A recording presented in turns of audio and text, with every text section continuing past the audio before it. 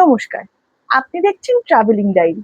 ভারতবর্ষের প্রতিটি রাজ্যেই আছে মানুষের জন্য আলাদা আলাদা মন্ত্রণালয়, অর্থাৎ মিনিস্ট্রি।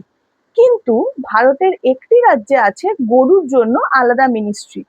শুনতে একটু অদ্ভুত লাগছে, বা আপনি হয়তো ভাবছেন এটা ফেক নিউজ। কিন্তু হ্যাঁ, ভারতের মধ্যপ্রদেশ রাজ্যে আছে গরুর জন্য আলাদা মিনিস্ট্রি। এক সময় ভারতের মধ্যপ্রদেশ রাজ্য যা ডিসিশন নিয়েছিল তাতে চমকে উঠেছিল গোটা দেশ। এই মন্ত্রণালয়ের নাম গো সংবর্ধন এবং গো সংরক্ষণ মন্ত্রণালয়।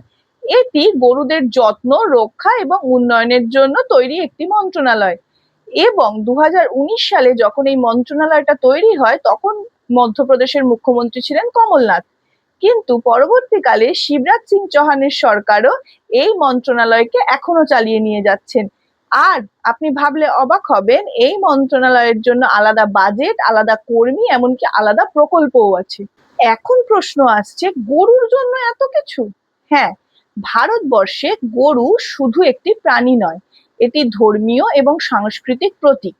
এবং নির্দিষ্ট কিছু ধর্মে গরুকে মাতৃরূপে পূজাও করা হয়। এই জন্য গরু ভারতের খুব ইম্পর্টেন্ট একটি পার্ট।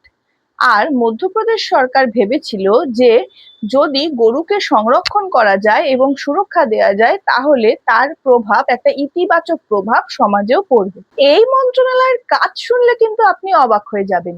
এই মন্ত্রণালয়ের মূল কাজ হচ্ছে রাস্তায় ঘুরে বেড়ানো গরুদের সুরক্ষা দেয়া, নির্দিষ্ট সময় বিভিন্ন জায়গায় গোশালা তৈরি করা, গরুদের খাবার, সুরক্ষা এবং চিকিৎসা সুনিশ্চিত করা, এবং অবশ্যই যে কৃষকরা গরু প্রতিপালন করে তাদের সাহায্য করা। এবং এক একটি জায়গায় গরুর চিকিৎসার জন্য অত্যাধুনিক হাসপাতালও তৈরি হয়েছে।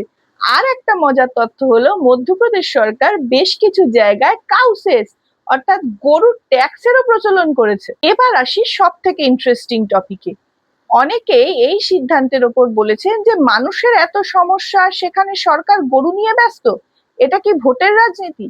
আবার অনেকেই এই কথাকে অপোজ করে বলেছেন যে গরুকে রক্ষা করা মানে ভারতের কৃষি এবং সংস্কৃতিকে রক্ষা করা। কিন্তু সোশ্যাল মিডিয়া ভরে গেছে বিভিন্ন মিমে। সোশ্যাল মিডিয়ায় বিভিন্ন লোক বলছে, তাহলে কি এবার কুকুরের জন্য আলাদা মন্ত্রণালয় তৈরি হবে, কিংবা গরুকে কি চাকরি দেয়া হবে, ইত্যাদি কমেন্টে। এই মিশ্র প্রতিক্রিয়া এইটাকে আরো ভাইরাল করেছে এবং দেশ ছাড়িয়ে বিদেশেও পর্যন্ত পৌঁছে গেছে এই খবর। বিভিন্ন বিদেশি সংবাদ মাধ্যম খবরে লিখেছে যে India creates ministry just for cows. কেউ কেউ এটার প্রশংসা করেছে, কেউ কেউ আবার এটাকে অদ্ভুত বলেছে। কিন্তু একটা কথা ঠিক, মধ্যপ্রদেশ সারা বিশ্বে একটা ইউনিক কিছু তৈরি করেছে। আর কি মনে হয়, এটা কি সত্যিই দরকার ছিল, নাকি এটা একেবারেই ভোটের রাজনীতি? কমেন্টে অবশ্যই বলবেন।